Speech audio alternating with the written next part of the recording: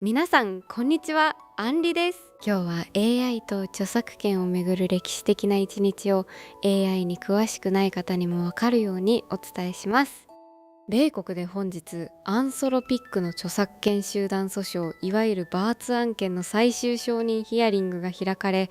同じ日に日本では人気ゲーム会社レベル5の AI 著作権コメントが炎上、合計1万2000いいねを超えるおまいツッコミを浴びました。 AI 学習データの新しいルールが現日で同時に形を取り始めた48時間を整理していきます。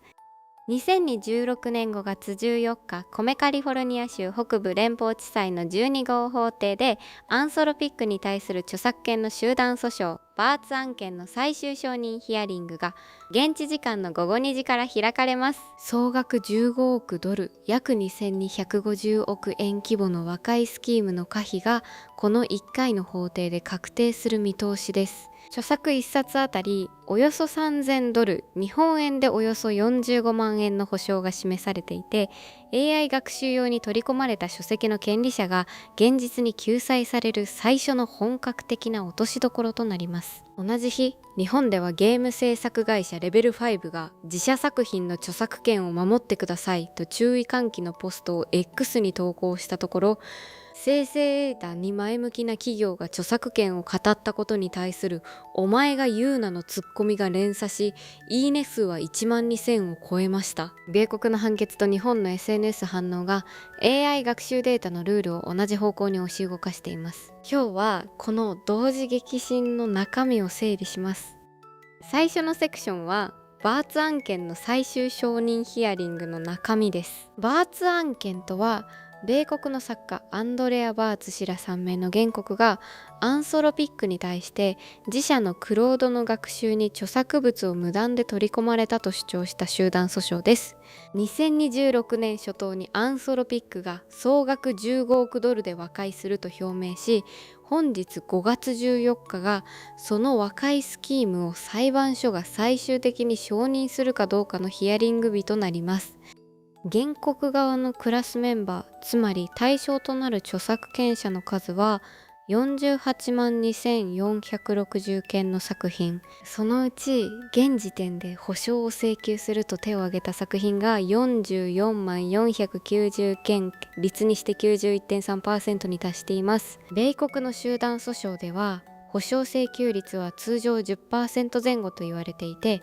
91.3% は異例の高水準です。これは対象作品の権利者がほぼ全員自分の作品が学習データに使われたと認識し、救済を求めていることを意味します。2つ目のセクションは、なぜこの 91.3% が歴史的なのかです。 AI 開発企業はこれまで学習データに何が含まれていたかいちいち権利者に通知する義務はない、フェアユース、つまり公正利用の範囲だという主張を繰り返してきました。しかし91.3% という請求率はその主張を真正面から崩します。裁判所がこの和解を承認すれば、学習データに著作物を取り込むなら権利者を特定して1作品3000ドル単位で保証するという業界スタンダードが米国で実質的に固定します。さらにヒアリングは Zoom、 つまりオンライン会議でも参加可能になっていて、世界中の権利者代理人が傍聴する見込みです。仮にアンソロピックが承認を取れずに和解が崩れた場合、原告側はクラスアクションを継続し、損害賠償額はさらに膨らむ可能性があります。3つ目のセクションは、日本のレベル5お前言う炎上です。5月13日にチオルゲーム会社レベル5が公式 X アカウントで自社 IP の無断複製を見つけたら通報してくださいという趣旨の著作権注意喚起を投稿しました。レベル5は妖怪ウォッチ、レイトン教授、稲妻イレブン、ダンボール戦記などの人気 IP を持つ会社で、近年は生成 AI 技術の活用にも前向きな姿勢を示してきた企業です。その企業が著作権を語ったことに対し、X では自分たちは他社 IP を学習データに使っているのに自社のものだけ守ろうとするのかというツッコミが連鎖。本日5月14日朝の時点でいいね筆は12,700、163。本日の AI 関連投稿として日本国内で最大のバイラルとなりました。これと別に消費者向け企業カルビーが AI 生成と疑われる画像を反則に使ったという指摘投稿がマツユーザーみのりやさんから出ていて、こちらも4000いいねを超えています。日本でも AI 学習データと著作権の線引きの曖昧さに対する世論の苛立ちが企業ごとの個別事案ではなく業界全体の問題として可視化されたタイミングです。4つ目のセクションはアンソロピックの周辺で同時進行している買収交渉です。5月13日にインフォメーション誌が報じた内容ですが、アンソロピックはステンレスというスタートアップを3億ドル超、日本円で450億円規模で買収する交渉の大詰めに入っています。ステンレスは何の会社かというと、オープン AI、Google、クラウドフレア、セレブラスといった AI 主要プレイヤーのソフトウェア開発キット、いわゆる SDK を AI で自動生成する開発者向けツールを提供する会社です。この買収が成立すると、アンソロピックはライバル企業の SDK への主要なアクセス経路を握ることになります。直近のバン買収、バーセプト買収、コエフィシエントバイオ買収に続く一連の動きで、アンソロピック自身も別途300億ドル以上の追加調達を画策していると報じられました。バーツ訴訟で15億ドルの和解金を支払いつつ、その何倍もの規模で買収と調達を進めるというのが本日のアンソロピック像です。5つ目のセクションは AI 学習データに関する米国規制の同時進行です。本日5月14日のバーツヒアリングと並行してボネ連邦政府の人工知能標準科学センター、いわゆる CAISI が Google、Microsoft、XAI の3社とリリース前のモデルの事前審査契約を結んだことがすでに5月5日に明らかになっています。既存の OpenAI とアンソロピックとの協定も再交渉済みで、米連邦は事実上主要 AI 5社で契約ベースの安全評価体制を完成させました。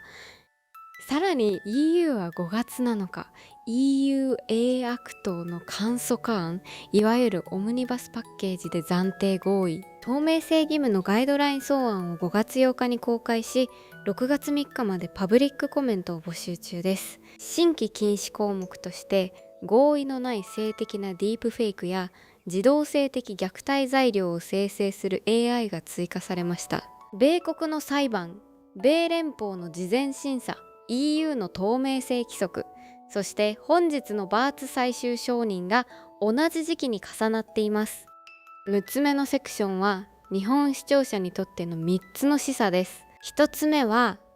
自社の AI 活用方針について学習データの出所と社内文書の取り扱いを改めて契約書レベルで再確認することです。バーツの判決が固まれば AI ベンダーとの利用契約に学習データに含まれる権利分の保証スキームが明示される流れが本格化します。社内文書を AI に食わせる場合の記者の権利関係も再点検が必要です。2つ目は自社 IP を持つ企業の方は無断学習を見つけたらどう対応するかのプロトコルを社内で文書化しておくことです。レベル5の炎上は注意喚起そのものではなく、自社の生成 AI 活用姿勢との整合性を問われた点で起きました。著作権を語るときは自社の学習データの来歴も同時に説明できる状態にしておく必要があります。3つ目はアンソロピックが買収と調達で業界の根っこを抑えに来ていることを自社のベンダー選定に織り込むことです。オープン AI1 社に依存するか、アンソロピックも含めて2社並走にするかで今後3年のシステム整備の前提が変わります。ここまでの整理をまとめます。本日2026年5月14日米サンフランシスコでバーツ V